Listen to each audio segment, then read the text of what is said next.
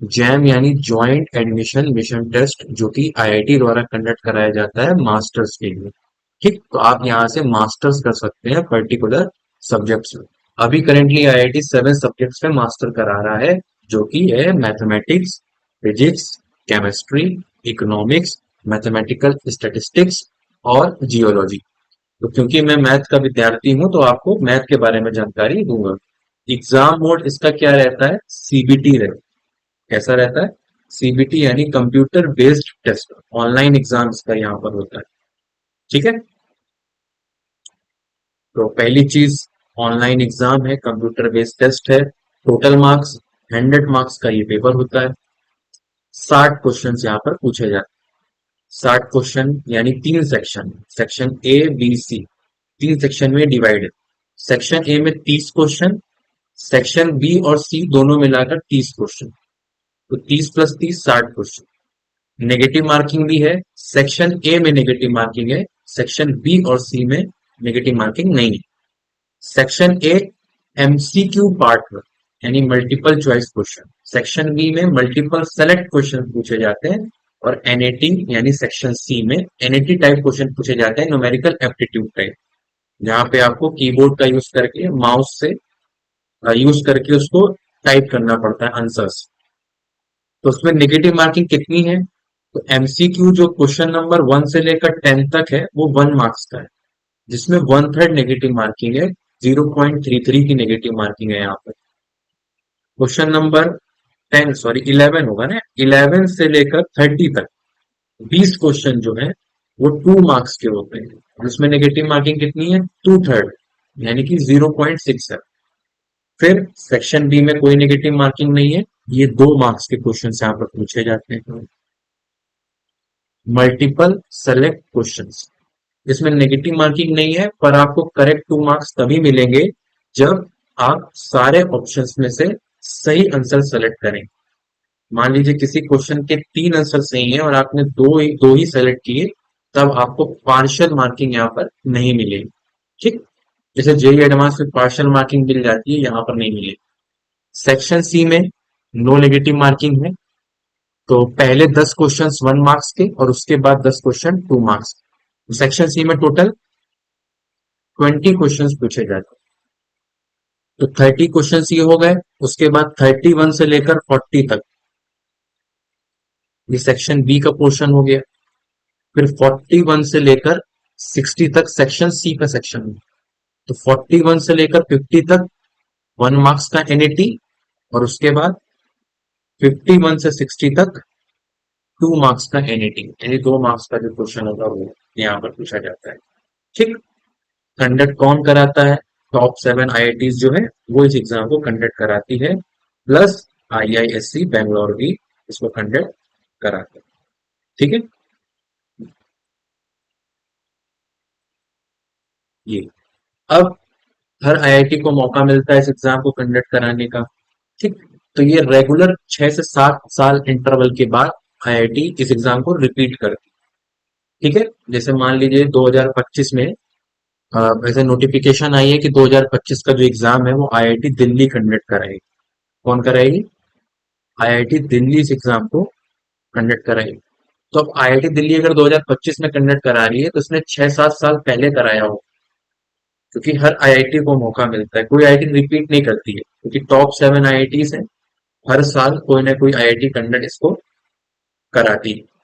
तो इस वजह से हम इसका जो डिफिकल्टी लेवल है या टफनेस लेवल है, उसको हम गेस नहीं कर सकते, क्योंकि 7 साल पहले क्या कंपटीशन रहा और अब क्या कंपटीशन है, तो प्रिडिक्शन कर पाना मुश्किल है। तो हमें इसके बारे में सोचना भी नहीं चाहिए, हमें अपनी प्रिपरेशन पे फोकस करना चाहिए। अब एलिजिबिलिटी क्या है इस एग्जाम की? तो अगर आप मैथमेटिक्स में एग्जाम दे रहे हैं, तो आपकी ग्रेजुएशन में 4 सेमेस्टर क्या होनी चाहिए? मैथमेटिक्स होनी चाहिए। 4 सेमेस्टर यानी एटलीस्ट 2 इयर्स मैथमेटिक्स होनी चाहिए। कुछ आईआईटी में रिस्ट्रिक्शन नहीं है, आप किसी भी फील्ड से अगर ग्रेजुएट हैं तो आप मैथमेटिक्स से मास्टर्स कर सकते हैं, जैसे कि आईआईटी कानपुर में और आईआईटी बॉम्बे। ठीक, एक आईआईटी और है शायद। अब एडमिशन कहाँ कहाँ ले सकते हैं? जैसा कि आईआईटी से मास्टर कर सकते हैं, उसके बाद अलावा आप एनआईटी से कर सकते हैं, आइजर से कर सकते हैं, एनआईटी के लिए एलिजिबिलिटी क्या है? ग्रेजुएशन में मिनिमम 60% आपको चाहिए, जबकि आईआईटी में एडमिशन के लिए परसेंट की रिक्वायरमेंट नहीं है, आपको जस्ट पास होना है ग्रेजुएशन में। ठीक, तो ये थोड़ी सी राहत मिल जाती है आईआईटी में एडमिशन पाने के लिए। एनआईटी के रूल थोड़े से स्ट्रिक्ट, 60% प्लस आपका बीएससी होना चाहिए। ठीक है, बीएससी यहाँ पर होना चाहिए, बीएससी ऑनर या बीएससी मैथमेटिक्स या बीएससी नॉर्मल बीएससी जो होता है। तो ये इसका पूरा एग्जाम पैटर्न है। उसके बाद सिलेबस की बात करें अगर हम, मैथमेटिक्स का सिलेबस क्या है? तो सिलेबस में आपको 5 या 6 चीजें पढ़नी।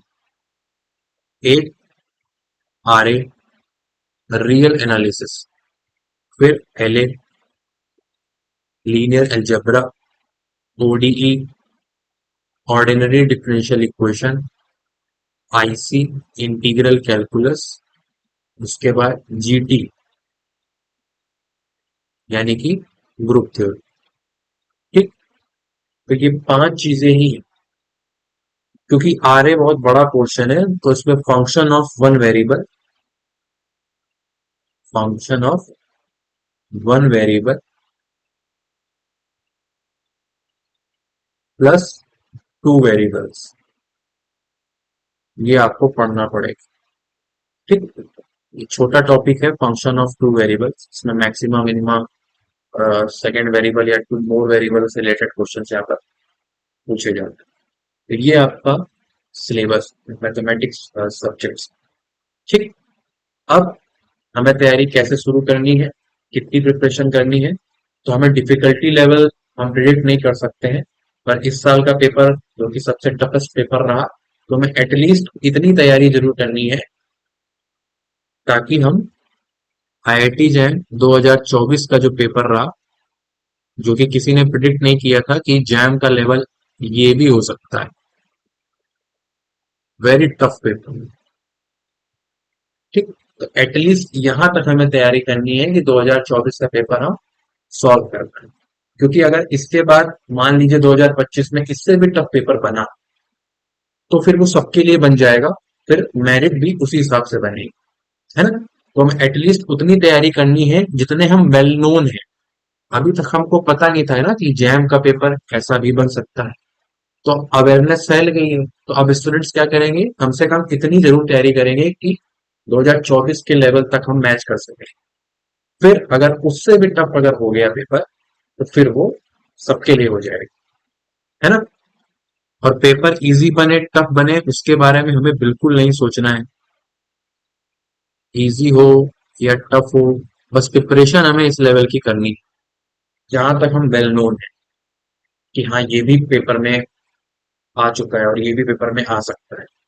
ठीक, मेरिट हमेशा आपकी रैंक वर्सेस मार्क्स, वो कंपटीशन के हिसाब से, टफनेस के हिसाब से बन ही जाएगी। ठीक, अगर इजी पेपर होगा तो सबके लिए इजी होगा और टफ होगा तो सबके लिए टफ होगा।